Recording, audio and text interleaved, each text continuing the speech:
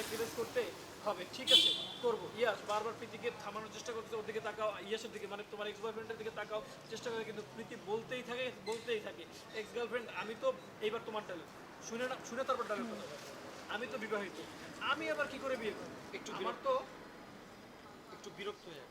হ্যাঁ একটু বিরক্ত বলতে কি মানে বিরক্ত না, ওকে বোঝানোর যে একটা ব্যাপার।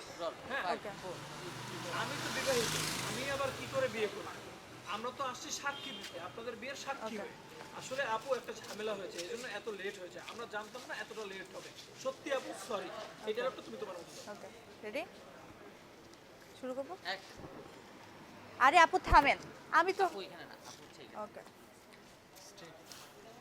রেডি 1 আরে আপু থামেন, আমি তো বিবাহিত আর আমরা এসেছি আপনার বিয়ের সাক্ষী হতে।